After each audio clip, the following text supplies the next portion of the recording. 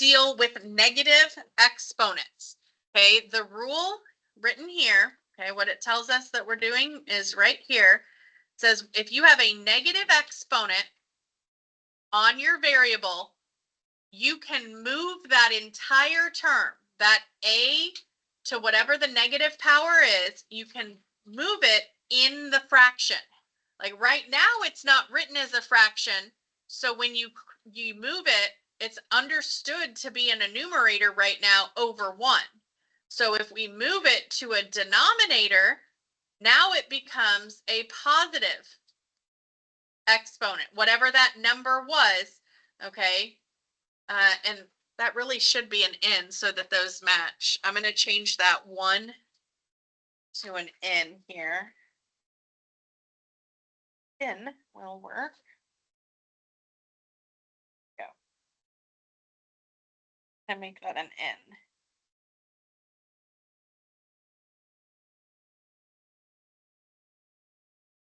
Okay, so whatever that negative exponent is, we can change it to a positive exponent by relocating that entire term, okay, the base and the exponent within the fraction.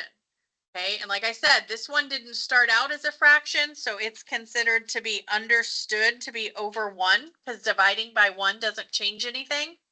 Okay, so we move it to the denominator. Now, there's nothing left in the numerator. When I move that, there's no coefficient in front of this a, so it's now an understood 1 in the numerator. Okay, it won't always be a 1 here because sometimes there's something in front of the term that would still be there in the numerator. Okay, so we're going to try that. Okay, now it does have a note. It says the negative exponent does not indicate a negative number. Okay, you don't change the number, you move the term to get rid of the negative exponent because we don't leave negative exponents in our answers. Okay, so looking at number 1 here. First, we're going to apply the product rule that we learned on Monday because these bases, y, are the same and they're being multiplied. Okay, so remember the product rule says I can condense this to a single base and I add the powers, add the exponents. So that's a -4 plus 3. Okay, so that is y to the -1. Now, I don't leave negative exponents in my answer. So instead of leaving that as a negative exponent, I'm going to rewrite it, and I'm going to move that whole y term to the denominator. So it goes under in the bottom of the fraction. Now, that -1 would become +1. But a 1, if it's positive, does not have to be written. That's the understood exponent. Okay, so you don't have to write that 1 there. You can, but it's not necessary. Now, in my numerator, there's nothing here because there was nothing in front of this y but an understood coefficient of 1. So now it's just, I do have to write that so that there's something in the numerator. So it's just y over 1 or y over 1, 1 over y, and you don't have to write the 1 power on the y. If you did, if you left it like this one, it's okay, but that 1 as the exponent's not really necessary. Okay, on number 2, the first thing we would do is multiply these powers because this is the power property we learned. We said if you have a power raised to another power, you multiply those powers. So that becomes r, and then what is -4 times -3? Positive 12. So now I don't have a negative exponent anymore, so I'm done. I can leave it. The negative exponent was taken care of because you had a negative times a negative. Okay, number 3. Let's see. I've got 2 x bases, one in the numerator, one in the denominator, and 1 y base. Okay, so the x's I need to reduce first, okay? So remember the x's, when you have a fraction, x in the numerator, x in the denominator, you're going to subtract the powers, so 3 minus 9. Okay, and then the y is just to the -5. There's nothing to combine it with. What is 3 minus 9? -6, right? So I've got -6 on the x and -5 on the y. We don't want to leave negative exponents in our answer. So I'm going to rewrite these in the denominator. So x is going to become to the +6 if it's in the denominator now, and y will be to the +5. Now, there's no number out here in front. It's an understood 1. So it's just an understood 1 in the numerator. And that's as far as I can take it. In number 4, we need to simplify a little bit using the that power property, because that power is outside the parentheses. So remember, we talked about the power gets distributed to every term in the parentheses, the numerator and the denominator. So the r to the 4th gets that -3 power, and the s in the denominator gets that -3 power. Okay, so that -3 power gets distributed to both the top and the bottom. Now, in the top, that's a power to a power. So I'm going to multiply those. So that r is now to the -12. The 3 times 4 is 12, but it was a positive times a negative, so it's -12. So this is where I'm at so far. I don't want negatives in the exponent, so I have to move them in their fraction. So the r is going to move to the denominator and become a +12 exponent, and the s is already in the denominator as a negative. I want it to be positive, so it's going to move to the numerator and become a +3 exponent. Okay, so that the term can move from the numerator to the denominator or from the denominator to the numerator. Again, denominator is the down. Denominators just means the term on the bottom. Numerator is the term on the top.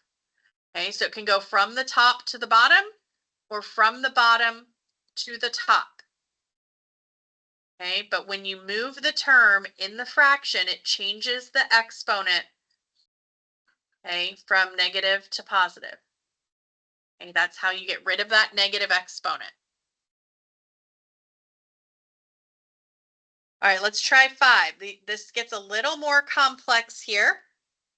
We've got to first I'm going to look at the numbers together first. Okay, so the numbers are 32 and 4. Can I go ahead and divide that? Does 32 divide by 4?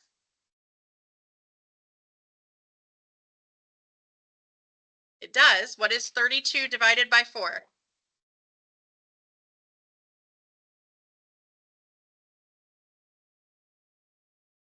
8.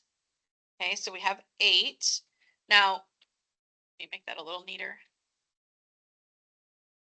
That's in the numerator, okay, because 32 was in the numerator. The bigger number, 32 divided by 4 is 8. So it's not a fraction, it's 8. So it's in the numerator. Now I'm going to look at the x's. Okay, so I'm going to combine x to the 4th divided by x squared. So when I combine those, it's the top exponent minus the bottom. So 4 minus and then -2. So 4 minus -2. And then I'm going to look at the y's.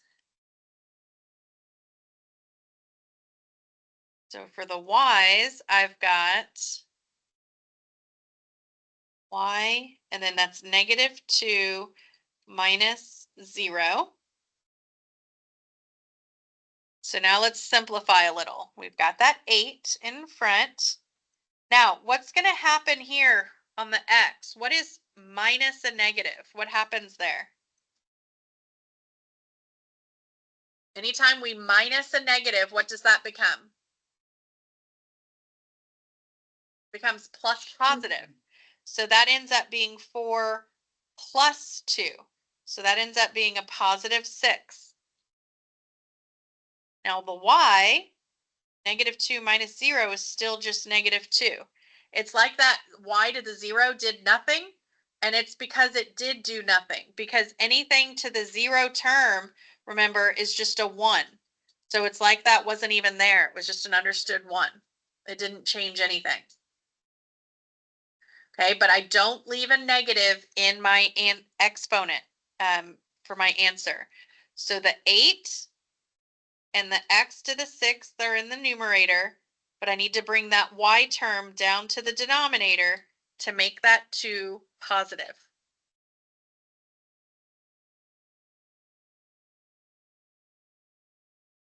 So I had to change that -2 to a +2. That's what I did for the last step in most of these. I changed those negatives to positives by moving them where they were in the fraction. Okay, that's what this rule is telling us. All right, last but not least here, number 6.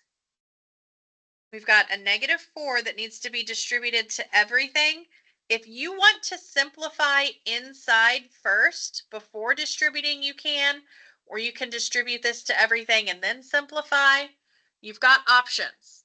I think it might be easier if we simplify inside the parentheses first, because I can see inside the parentheses, I've got an x in the numerator and denominator that I can reduce, and I've got the numbers that I can reduce a little bit. Okay, so I'm going to do that first. Okay, so the numbers 2/6 reduces to 1/3. I don't have to write the 1 in the top. I can, but there's other things in the numerator, so it doesn't have to be there. And then the x, okay, that would be x minus 5, or x to the -5, I should say, minus 3. So when I combine those, that's going to be -8. And then the y doesn't have anything to combine with, so the y is still just y to the 9th.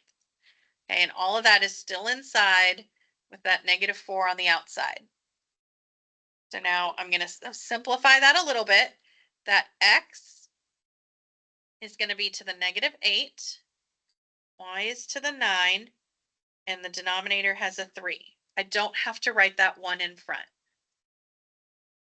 Now I'm going to distribute that -4 to everything.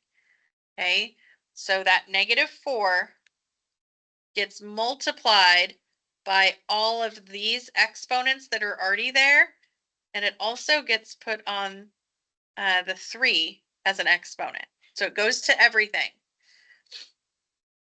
So x to the -8 times -4, y to the 9 times -4, and 3 to the -4. Okay, so now I got to simplify a bit more. -8 times -4, the negative times negative is going to come out positive, and the 8 times 4 is 32. So the x is to the 32nd power, and it's positive because a negative times a negative, it comes out positive. So it's going to be in the numerator. Okay, the y, 9 times -4, is -36. I don't want to have a negative, so I'm going to move it to the denominator.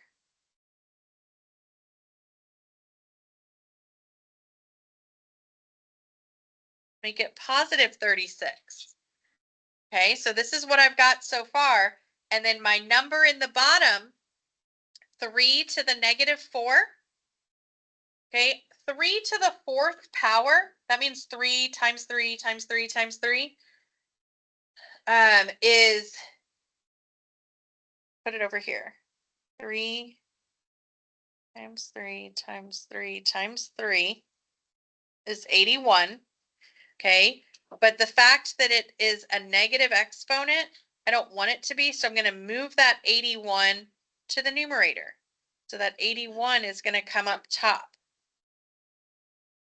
so that it's no longer negative.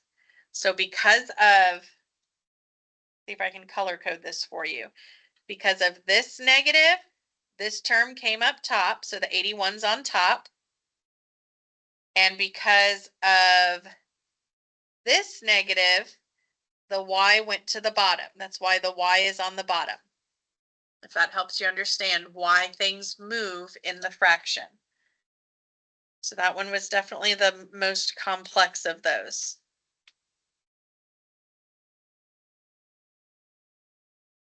All right. That is the end. That is the negative exponent. That's 5.3. Okay, so we're going to stop there. When we get back from lunch, we'll look at 5.4.